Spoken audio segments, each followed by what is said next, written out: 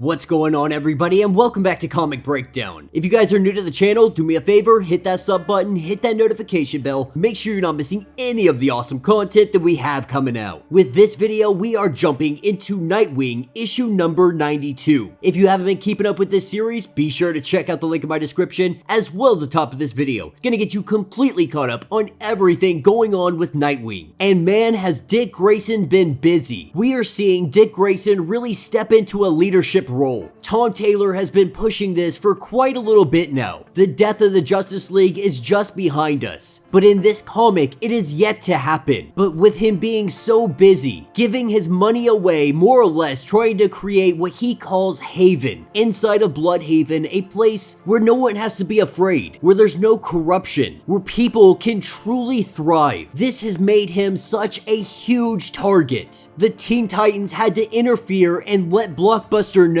that Dick Grayson is under protection. Be sure to buy the comic, support the industry, and with that being said, let's dive into this breakdown. Alright guys, so this story picks us up a little ways in the past. Back when Grayson was still a Robin, being the sidekick to Batman, they were currently under day 2 of Gotham having a blackout, with the criminal underworld mobbing all over the city. The Bat family is doing everything they can to try and maintain order. And even all the way back then, Dick Grayson, he was one to jump into the fight if it meant saving just one person's life. Back in those days, he was definitely untrained. Not that he wasn't a very good and skilled fighter. This mob was just so massive, there was no way Dick Grayson could take them all on. Batman had even told him to hold, but Batman is fighting his own fights. They have to be divided, and Robin made a decision. He chose to save that man's life that the mob was coming for. In doing so, he gets his bell rung, falling down to the ground as many of these mobsters just start beating on him. Batgirl jumps into action to try and save the day. Being able to get down to Robin, he is bloody, beaten, and lying on the ground. Batgirl putting herself in a position where she is also severely outnumbered. From the sky, we see the Batplane. Smoke grenades getting dropped down, we see a ladder, and on that ladder is Alfred. Coming to save the day, we pick up later at Wayne Manor, with Batman returning back to the house. He goes to have a conversation with Robin, but Alfred stops him. He lets Bruce know that he needs to calm down, that Robin made a decision in the field. This decision saved a man's life, that he did what he felt was right. Batman trying to walk through Alfred,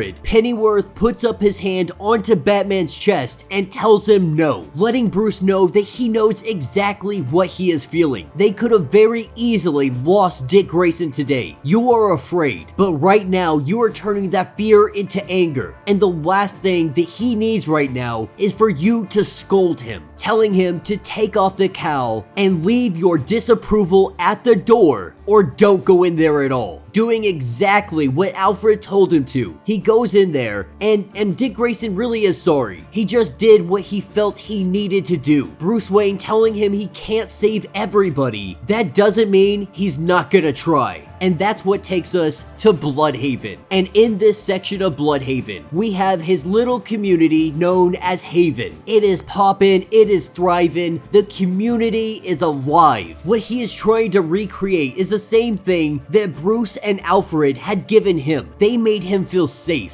And that's exactly what he wants for this community. And this is just the beginning. It's gonna go so far beyond giving free food, shelter, transportation to kids that need it. He wants this to be a sanctuary. Running into Bruce and Ace. Bruce Wayne is only here because he's not gonna miss this event. Regardless of how Bruce Wayne feels about this situation, disapproving or not, this is a monumental occasion, one that he would not miss. But he does let Dick Grayson know that Alfred would have never approved of the statue that he had erected in the middle of Haven. Inscribed on the bottom, it says it takes a different hero to help without a mask. A quote from Alfred Pennyworth. And Dick lets us know that he knows Alfred would have never approved. But in this particular situation, he really doesn't care. Because if it weren't for Alfred, none of this would be possible. But it's not just for Alfred. It's also for all of them to immortalize him for all of time. A symbol of somebody they cared so much about, believing that if anybody deserves a statue, it is Alfred Pennyworth. This is when Ace begins to growl. Even little Haley starts to get a little bark in her. That is because of Blockbuster. With this being inside of Blüdhaven, of course, he is not going to miss an opportunity to be seen here, as if he has his hand in helping all of this transpire. But he also questions why Dick Grayson is here. Are you really going to risk another assassination attempt? Blockbuster this whole time has been working with the courts and the mayor, which just so happens to be Dick Grayson's sister. No one else knows about this yet though. Right now she is playing on Blockbuster's side and feeding Dick Grayson information, as Blockbuster is making very small hints at threats, telling him someone like him could very easily be targeted yet again. But what Blockbuster doesn't know is that Dick Grayson isn't doing the opening. This is where we see Superman, aka Jonathan Kent. He comes flying in because he is the one to do the opening. And so if Blockbuster thought about any kind of funny business, that immediately gets stomped out, because nobody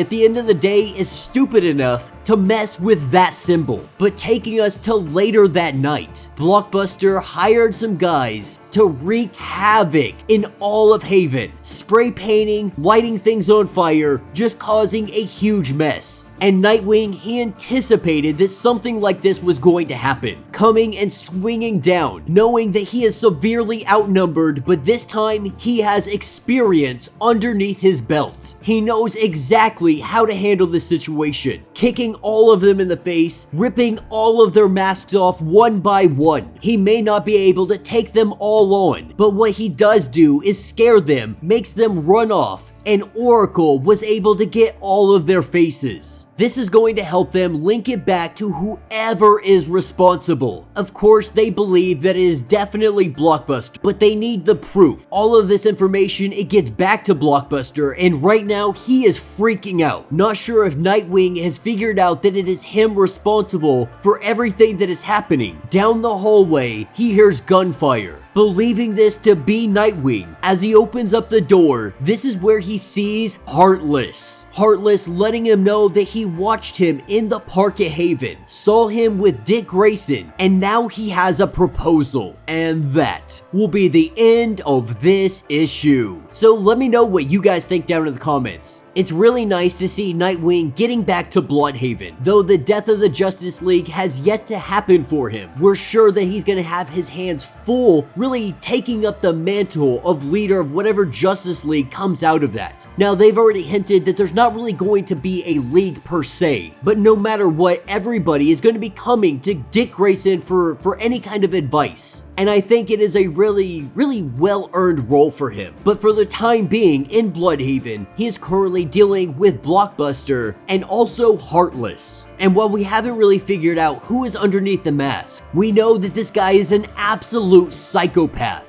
stealing people's hearts and seeming to have some kind of personal issue with Dick Grayson. Now, it's really nice to see Heartless back in these comics. Now, we've seen him over the last couple of issues, but we have seen him throughout the last couple of months pop in and out of the series. I'm hoping with his arrival now working with Blockbuster, he's gonna have a more serious role moving forward. But let me know your thoughts, let me know your theories. If you would like to support the channel, you can always do so by hitting the Super Thanks button. This button will let you donate directly to the channel, and every little bit helps us out. Now, if you can't do that, do me a favor, hit that sub button, hit that notification bell, make sure you're not missing any of the awesome content that we have coming out, and until the next breakdown.